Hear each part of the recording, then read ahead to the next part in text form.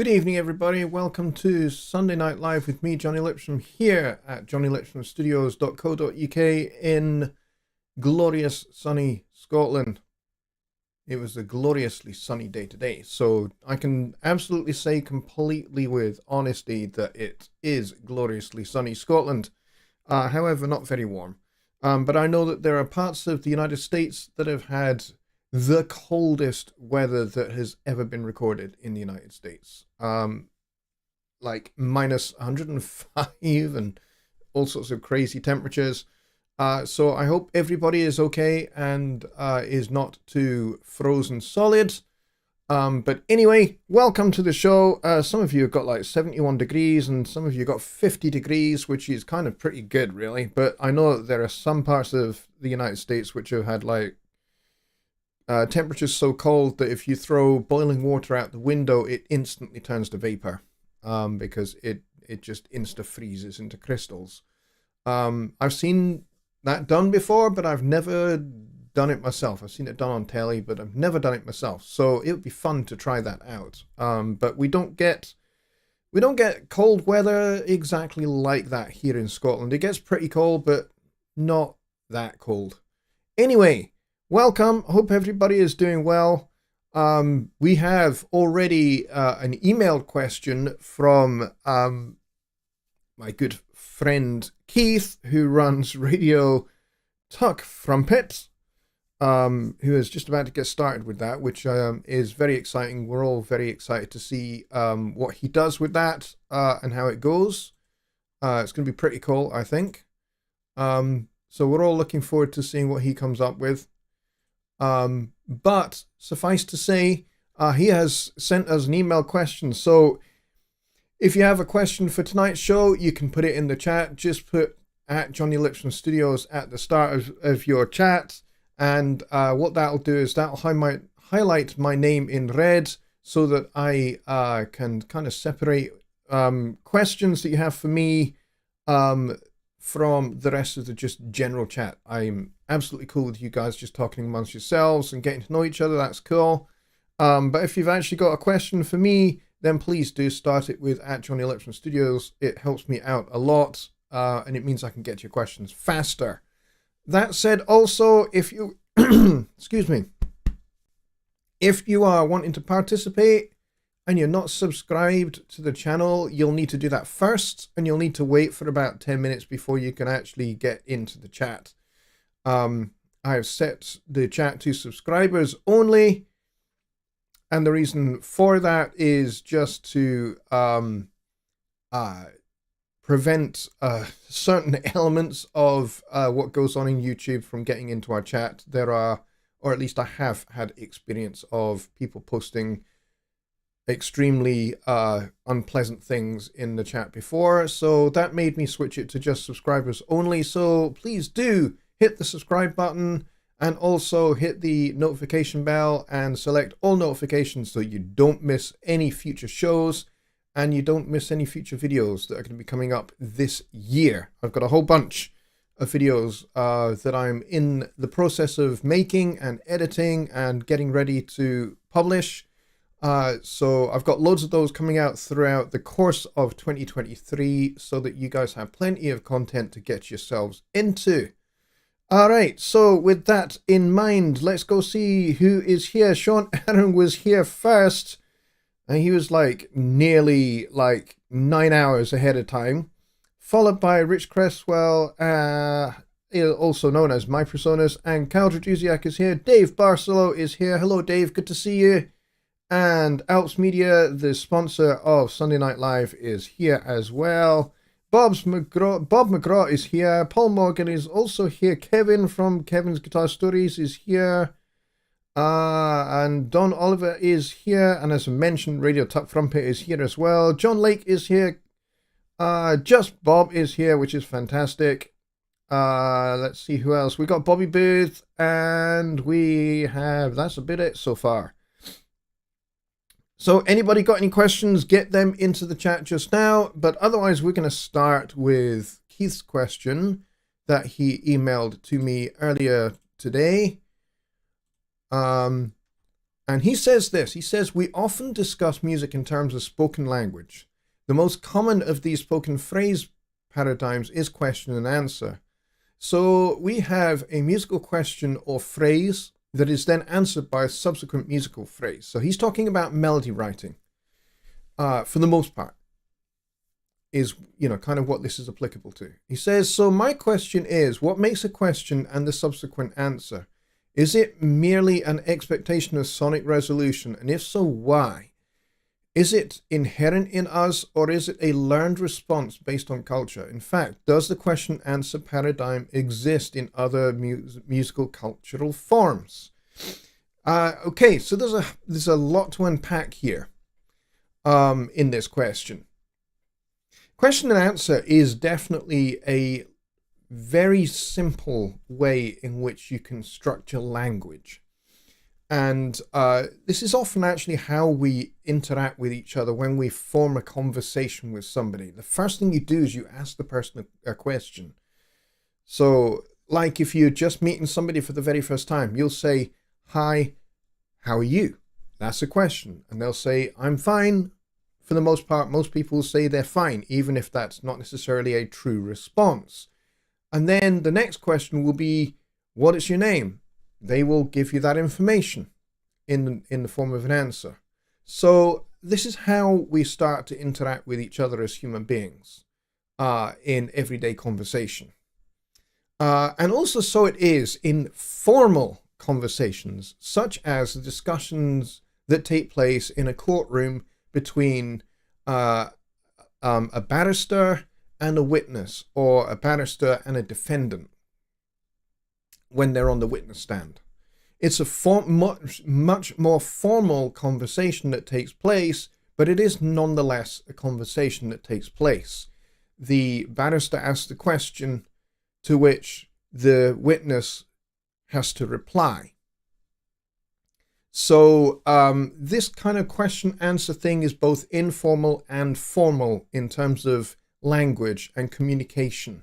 And so it is with music. It's both informal in terms of maybe improvisational music, and it's also formal in formal structured music. So you'd find this in classical forms. You'd also find this in popular music forms as well, that are not improvised, that are properly composed. So this whole concept of question and answer is integral to communication. And so that kind of answers one part of the question.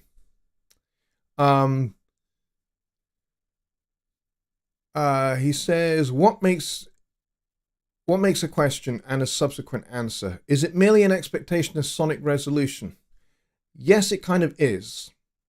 Because a question, whether it's spoken word or whether it's written language, is by definition, when you ask a question, it is unresolved. You're seeking further information, which is why when we're asking a question in music, generally speaking, the pitch of the melody will go up and the chords or the sense of tonality will move away from its sense of home. For example, if I was to go, I have moved from home, which is here, which is the C, and I've moved to the G, which is the dominant. So this could be essentially me introducing my melody to another melody they've never met before. So this is kind of like, come on, tally-voo, or how the hell are you? It's a question, right? And then the answer might be the same, but in reverse. I'm all right, thanks a lot, or whatever the answer might be.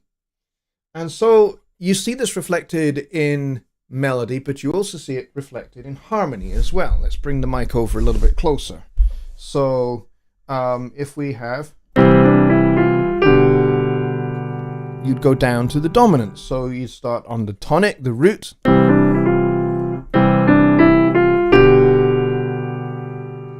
and you'd end up on the dominant, and then you'd bring that home to bring a resolution. Now, if you're gonna, if you are expecting a follow-up question, maybe you don't completely resolve back to the tonic. So maybe instead of going, which denotes kind of a full stop, a period, an end of a sentence. So this would be the first part of the sentence with a comma maybe, and then that's the end of a sentence. You can repeat that, but then you've got to do something else. You've got to bring some variation, otherwise it's just going to get very boring going. Nobody wants to listen to that. So you've got to do something else with it and provide some variation. So you could follow it up with a different phrase. So, and then you could go. So you've taken the same idea, but just shifted it up one tone.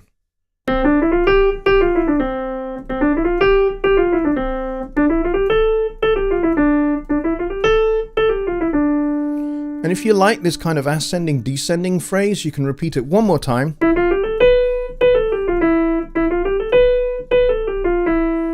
And then you've got to find some way to get back home. So you could go. And now you've arrived at home. But you've arrived at home by introducing a new phrase. So we've had this ascending, descending thing.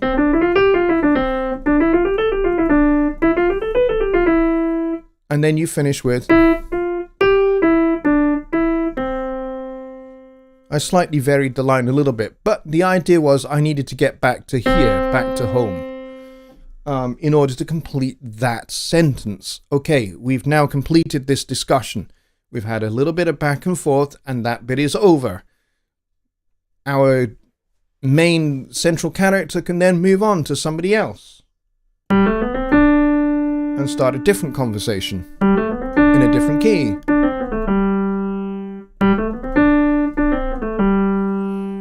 And then maybe, you know, shift that up a tone as well. And we would call this development. So we've taken the original idea, which we then kind of shifted about up and down a little bit. But then to develop this idea, we take the whole thing and we move it down to the dominant. And you get this a lot in classical music. Mozart, Haydn, early Beethoven, they did this a lot.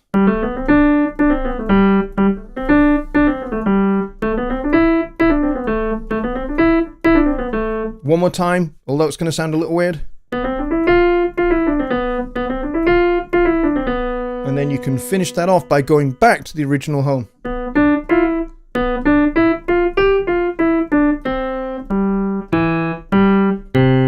And you confirmed you've arrived back at your original tonic key. And that's the relationship that exists in classical music. There is this tonic dominant relationship. So you find a passage that's in the tonic and then a passage that's in the dominant. And then it goes back. And then, so this you would get in ternary forms. So you'd have A, B, A. So the A section would be in the tonic. The B section would be in the dominant, then you go back to the tonic. But there are other forms that expand upon this idea, such as rondo form, where you'd have like another section, and then the A section keeps coming back. So you'd have like, and also theme and variations would do this as well. So having completed this tonic dominant thing, you would then maybe go into the relative minor.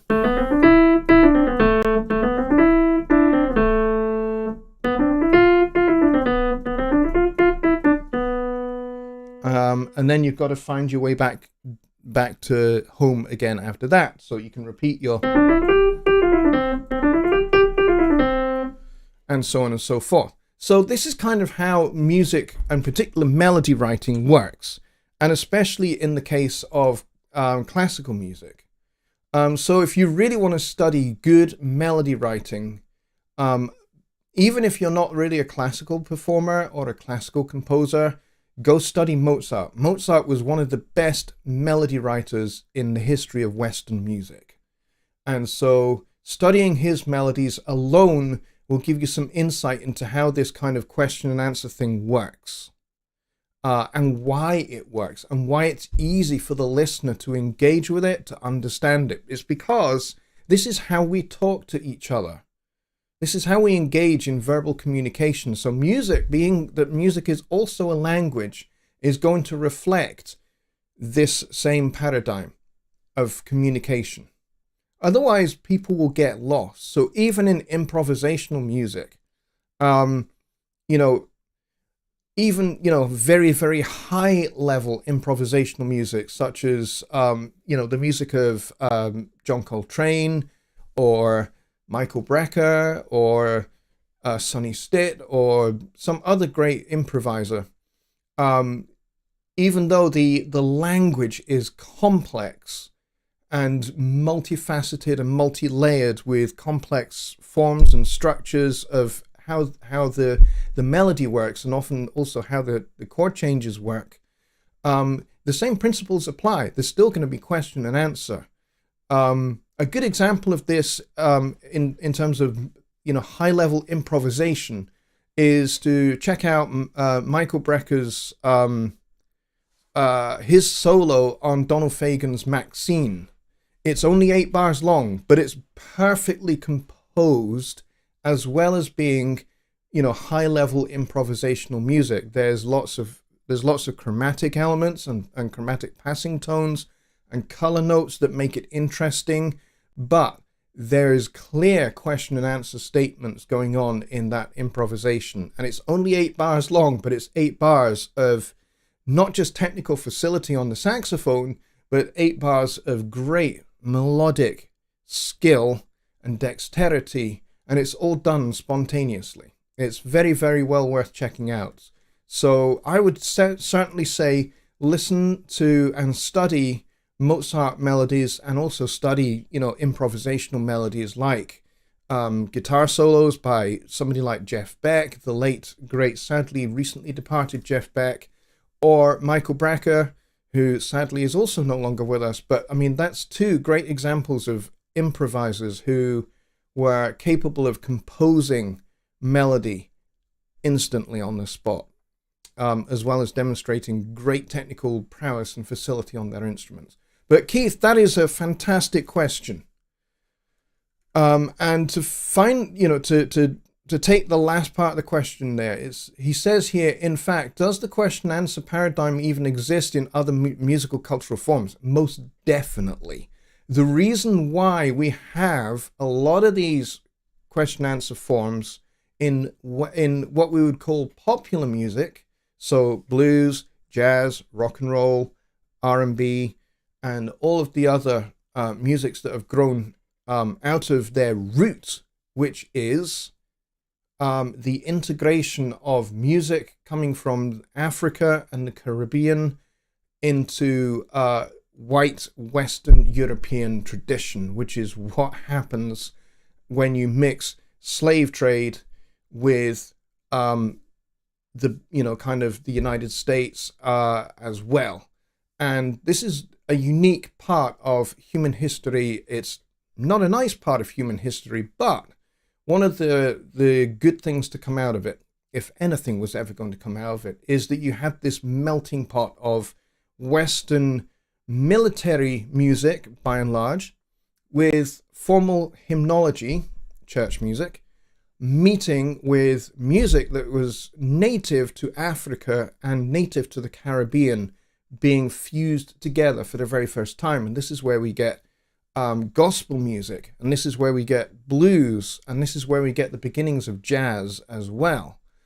And so you find that field songs that were sung by slaves in the cotton fields feature this question and answer. You have somebody that sings a call, and then the other people in the fields sing a response.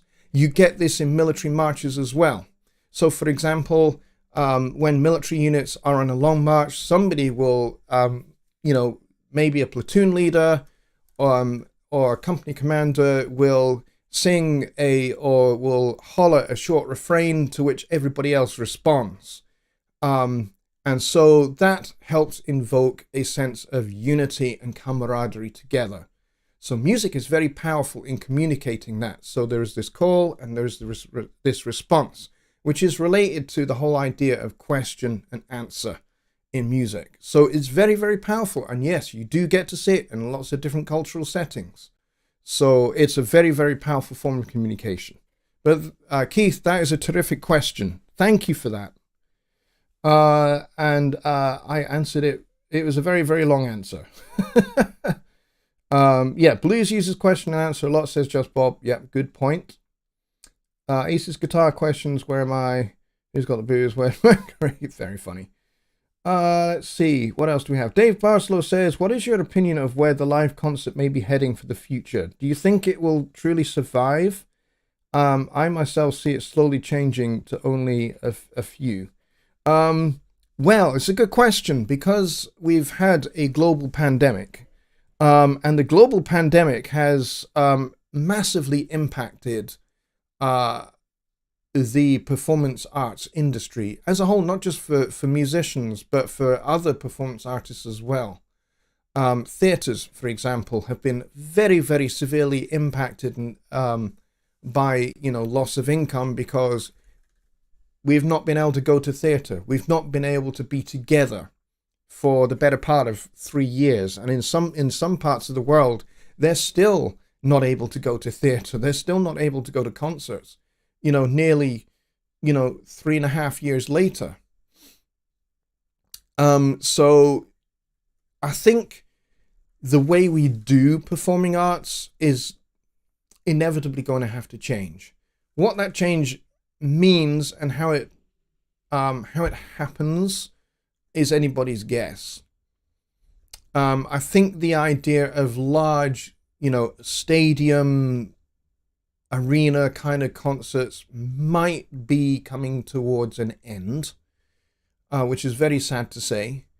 And I certainly would see that there might be a move towards something more hybrid where you maybe have smaller venues that performers can go and perform at with a small audience, but also for that performance to be live streamed. There are theatres in London that are still doing that. They're still kind of hybrid performing. So they have an audience. They will fill their auditoriums, but they will still also have an online audience as well, which I think is fantastic. And so I think that possibly might be a direction in which performing arts will head in, which is a bit sad, but I think it's kind of, the way it is because, there has been for maybe the last 50 or 60 years, a complete lack of investment by governments, regardless of their political persuasion, of investing in performing arts. So, whether they're Republican or Democrat, conservative or Labour or whatever their political persuasion, over many, many decades have just not invested in performing arts. They just don't see performing arts as being particularly important, which I personally think is a major mistake because a lot of culture, a lot of what is endemic to our cultures, particularly in the Western world, is built on the platform of what takes place in performance arts. I mean, you wouldn't have Shakespeare and you wouldn't have the changes to language that he brought, as well as the attention to certain political issues that he brought through his plays, if it hadn't been for performing arts. His plays really shouldn't be just textbooks that you study at school. Shakespeare's plays should be performed and should be observed being performed and should be engaged with in that way, not just in a text that you that you perform exegesis upon. So Yeah, I think it's a good question. Is performing art is going out and performing at gigs kind of dying? Well, possibly, yeah. Can we turn it around? Yes, we can. Yes, we can. If there's an audience for it, the venues will be there. And I think it's up to us as not only just performing musicians, but it's up to us as an audience as well, because we don't just play gigs, we attend gigs as well, right? I think the onus is on us to take some leadership as performing artists, that not only do we go and play our gigs, but we go and support other people when they play their gigs as well. I think that's essential. And I think that will help a lot.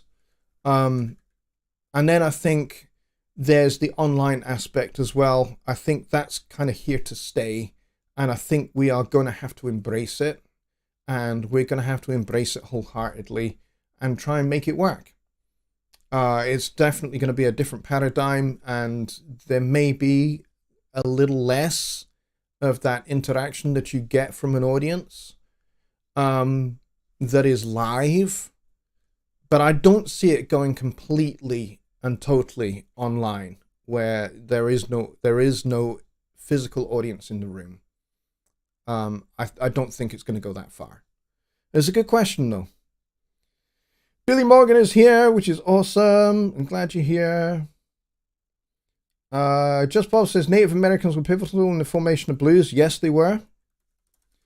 Drums were outlawed in the South. Charlie Patton, father of Delta blues, played his guitar like a drum rhythmically, and he was part Native American. Yeah, absolutely.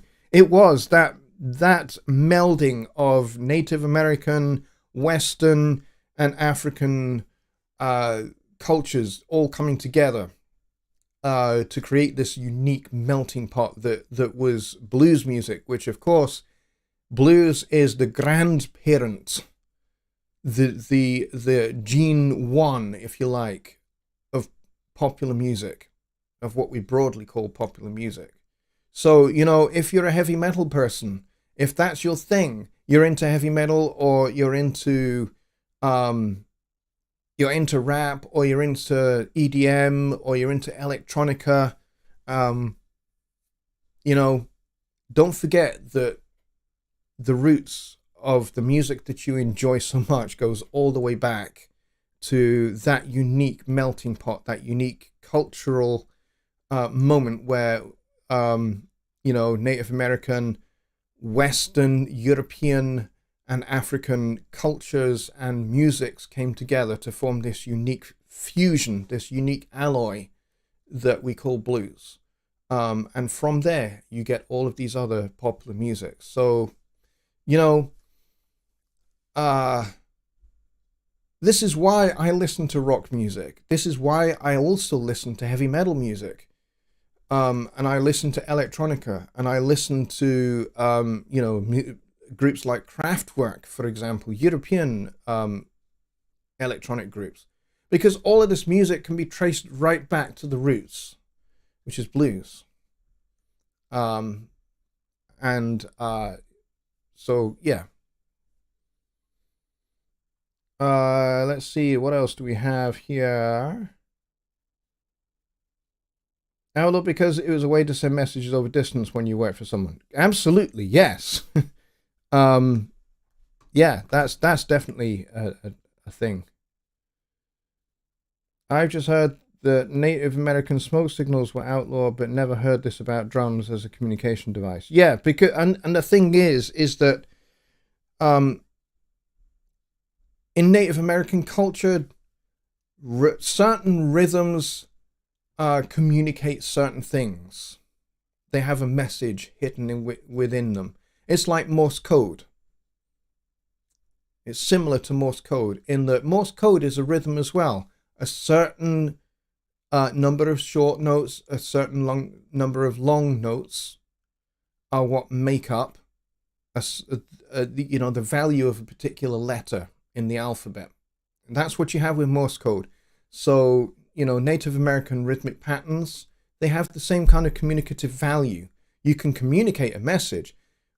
You can stand on a hill somewhere, you can beat out a particular rhythm, and by beating out that particular rhythm, you can say to the person that is, if you're on the left flank and you're beating out a rhythm, you can call to the right flank and say, you need to close up a bit because you could be outflanked, or you are about to be outflanked, be aware, and things like that. And you can communicate all of that with drums, or you can communicate from one village to the next saying, you are about to be attacked.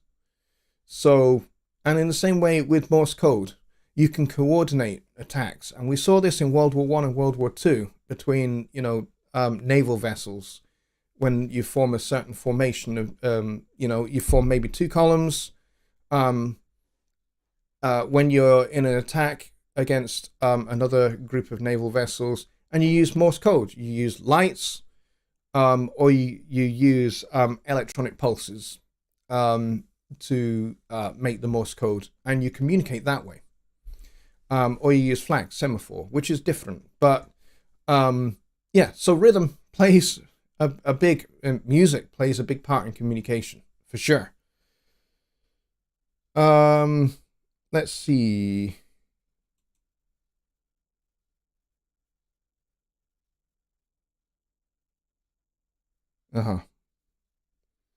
Paul Morgan says Beethoven's fifth is V in Morse code. That is correct. And there's 2 reasons why. Number 1, it's his 5th symphony, so V is the Roman numeral for number 5, so it makes sense. Also, there is the attachment of Beethoven to history, and the part of history that he lived in was the Napoleonic period. So when Napoleon had a great victory, it makes sense that Beethoven would document that musically. And he did that with the 1812 overture, but he also did that at various other points. And the V for the 5th symphony, it could just be as innocuous as it's the Roman numeral for number 5, so let's make melody out of the Morse code for 5. Why not? Absolutely. But yeah, it could be V for victory, and certainly during World War II, those opening notes of Beethoven's 5th symphony were used as a way to kind of encourage one another to keep up morale. I think British Pathy News, when they started a newsreel, they started it with 2 timpani drums playing the dun dun dun dunk at the start of each broadcast, and then they finish it with the same thing, and it was just by way of reminding each other that, hey, we're pressing forward towards victory. So yeah, good point. Tap dancing's origins fall in that time frame as well. Yeah, tap dancing is another form of communication. Yep. So I think the theme that we're getting from tonight's show is how music is used to form communication. And that's, that started with Keith's question about, call and response, question and answer, in other musical cultural forms, as well. So I think there's a good theme coming out. I really like it. Everybody. Good theme. Good discussion. A native Indian tribe had a big play in that thing. Yeah. Just Bob says, great history lesson about music tonight. Love where your shows go. Yeah, well, you know what? It's you. It's all you. It's you guys that dictate the way this particular show goes. For sure. I love it. I love it when you guys actually raise really interesting topics that I hadn't really thought about. Rolf Fulguera says, Symphony No. 5 in C minor, Ludwig Beethoven, Opus 67, was written between 1804 and 1808. Yes, that's some great information there. And the cool thing about that is it,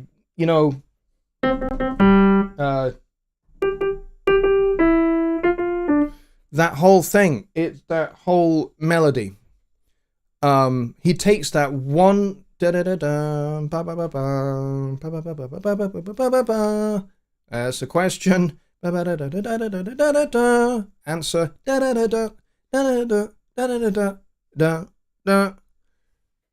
And then we're in the dominant. We've gone from the tonic, C minor, to the dominant. So now we're in G.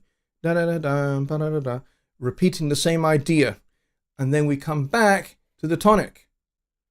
So this is Beethoven kind of, although he was beginning to pioneer what would become the groundwork for the Romantic period, he was still very much based in late Mozartian classical period forms, particularly for symphony form. But Beethoven did a lot to extend what Mozart had already done to extend the symphonic form and make it into a much larger scale work, involving much more complex thematic material. But the genius of Beethoven was that he could base an entire 4-movement symphony out of the letter V.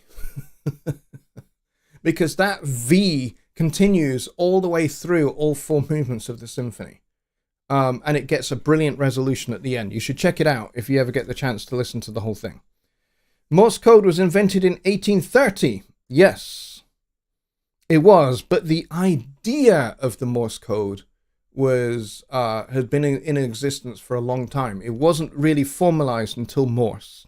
But the idea and the concepts of assigning rhythmic values to letters of the alphabet had been in existence for a long, long time. But it was, as you say, it wasn't until Morse that it was fully, properly formalized, is what I'm trying to say. But yeah, good point. It's amazing what Beethoven does with just 4 notes. Exactly. And most of us couldn't. That's the thing. Beethoven takes the ridiculously simple, a 4-note theme using 2 pitches, and by doing so, he creates an entire symphonic work of 4 movements, just out of 2 pitches and those 4 notes. Amazing.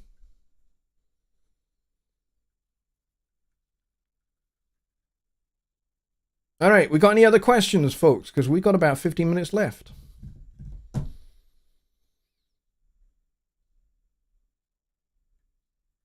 Absolutely, I would appreciate some more questions. But when you are improvising, for those of you that are guitar players or piano players and you like to improvise, or you're involved in musical forms that provide ground for improvisation. So, you know, if you're a blues guitar player or you're in a rock band and you play, you know, you're the lead guitar player, you take guitar solos, try to think of incorporating this idea of question and answer, and try and formalize your melody lines when you're improvising. It's a good challenge so that we avoid just kind of, you know,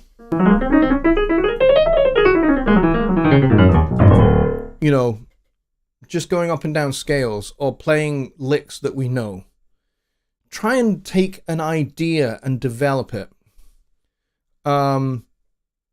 You know, John Coltrane, possibly prior to Michael Brecker, the greatest exponent of the tenor saxophone, when he was playing with Miles Davis and they played So What, when he gets to take his solo after Miles, he starts off with a 3-note figure,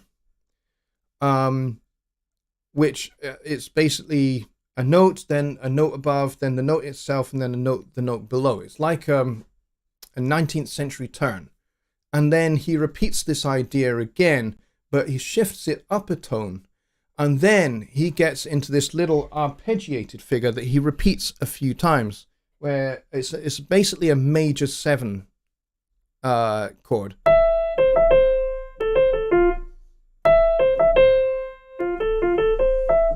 And he goes up to the 9th.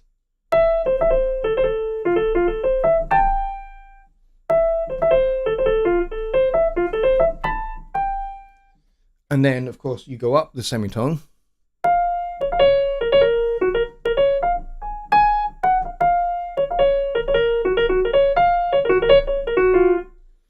And so this is how he develops this idea. He takes this idea. He repeats it a couple of times. And then he takes the rhythm and he squashes it. He truncates the rhythm.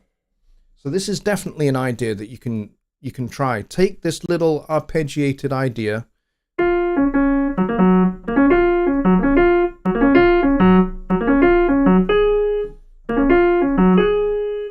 And so he's taken the idea and he's just like squished all the notes up together to make it much shorter. And that's something called diminution. Basically, you diminuate a particular rhythm. You can do the opposite. You can add as well. That's another technique that he applies. So if I was to take the same idea,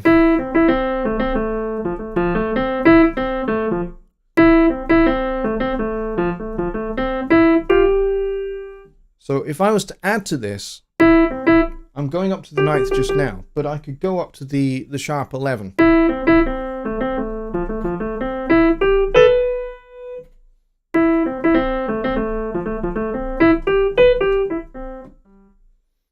And I've extended the idea just by adding a couple of notes to it. So that's something else that you guys that are improvisers, you can take that and just go and kind of take some ideas and just extend them rather than just playing licks. I mean, licks are fun, but, you know, licks are easy. Anybody can play licks. And I think maybe the challenge here is let's learn how to communicate better with our audience. Either whether we're improvising or whether we're composing a melody. Let's try and communicate better with our audience. That might mean that you need to write more simply, or even if you're writing complex music, make the melody much more clear and concise so that, you know, a listener can understand what's going on. And I hit the mic, sorry about that. So I think maybe that's kind of what is coming out of our little discussion here. Let's see, what else we got here? Do I have a preferred key and why? Good question. I don't have one preferred key. I have several. I have several favorites. One is G. I like writing in G. G is particularly good for writing simple pop songs, you know.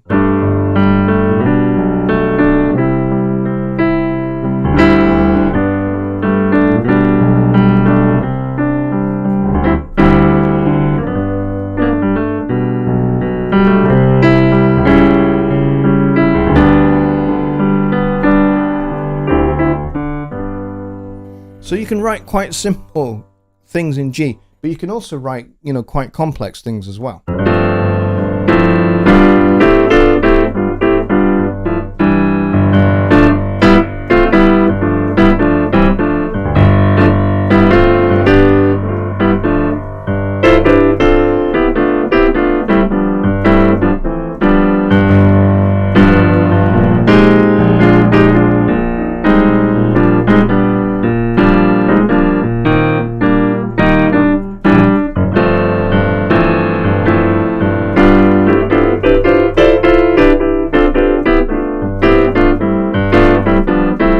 So you can write quite complex things, quite simple things in G. It's fun. It's easy to get around on the piano. I also writing in minor keys as well. So because minor keys have a nice sense of urgency about them. So I like C minor for that, but also like D minor. D minor is nice and open.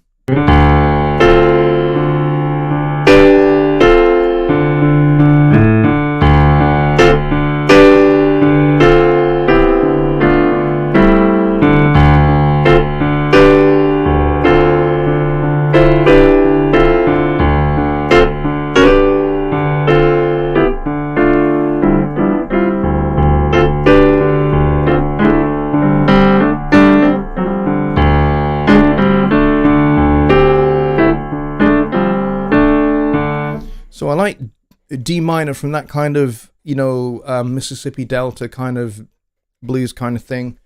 But I like C minor for that sense of urgency.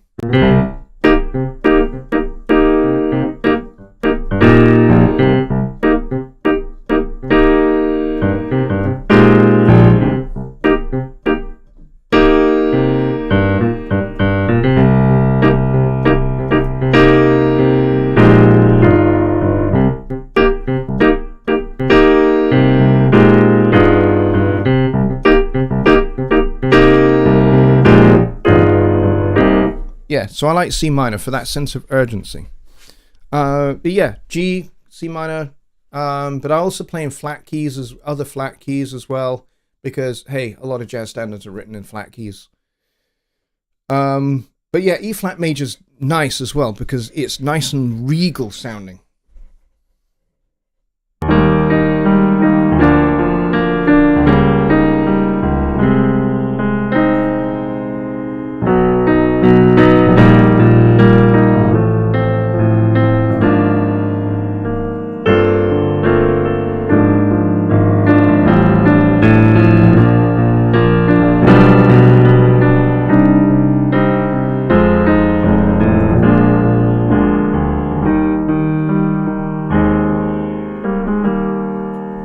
So it's nice and regal sounding. You can write, nice kind of stately things in C minor.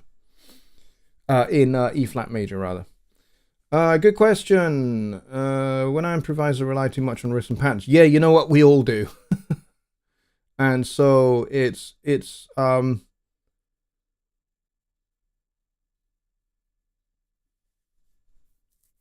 on, I'm just reading through some of these comments. Yes. Let's just, can we keep politics out of this discussion, please? I'm referring to history and historic events as they underpin music and how we can write music. I'm not here for a political debate about those historical events and the rights or the wrongs thereof. But really, they are mentioned in passing, in essence, to serve as to answer a particular question. I'm not here to debate whether, certain historical events that led to the creation of modern American music were right or wrong. Not here for that. So please, can we keep that out of here, please? And I'm not going to mention names, but let's stop.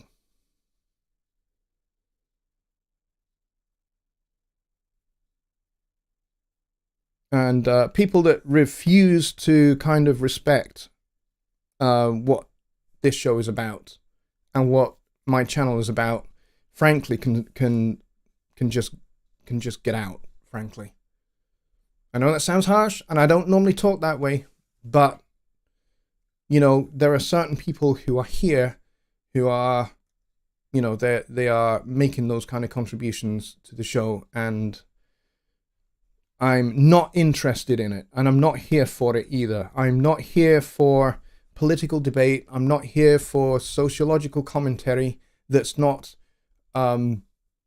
related to what we're talking about.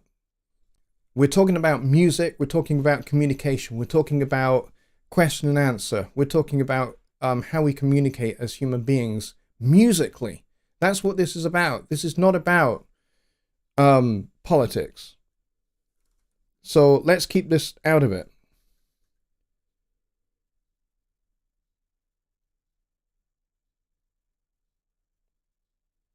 And that's the end of that.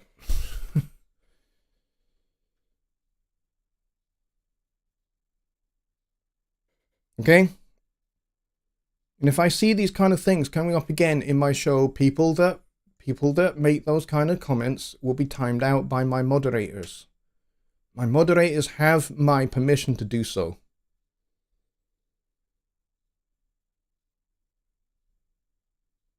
And if you're going to argue with me, you're gone as well.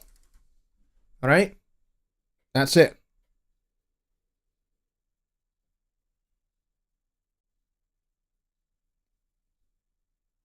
All right. It's a shame that we have to end the show that way, because actually this was a really good show. And some really good comments and some really good questions came out of it, actually. Keith's question that kicked it all off was fantastic. Nothing political in his question. He just talked about musical cultural forms and whether question and answer is endemic to other musical cultural forms. And why. It's a good question. It's a great question. So, you know, why certain people feel the necessity to kind of blow it up in order to make their particular points that are not relevant, I don't know. But I'm not doing it anymore, guys. If you're here to make those kind of comments, my moderators will time you out. And if you come back after timeout and you're making the same things, you will be banned from the channel. So I hope I'm making myself clear.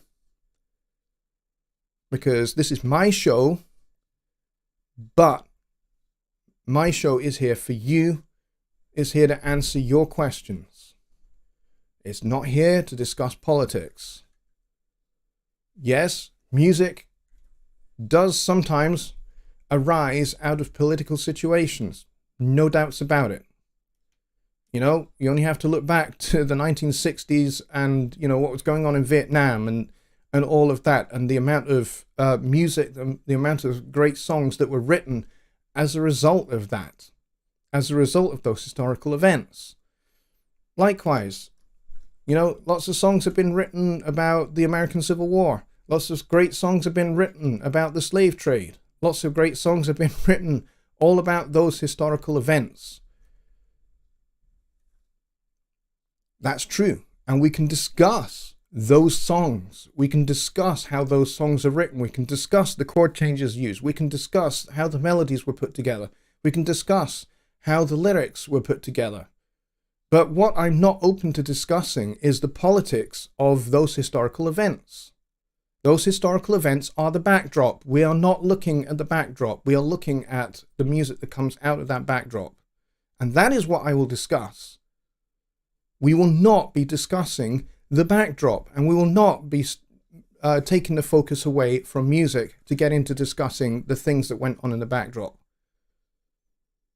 That's not what this show is about. That's not what this channel is about. If you want to go and explore the sociological aspects and the historical aspects of, you know, those songs that have been written, then by all means, go and read books. There's loads of books on it. By all means, go and study some other videos on some other channels. There are some great channels out there that do that subject a great deal of justice.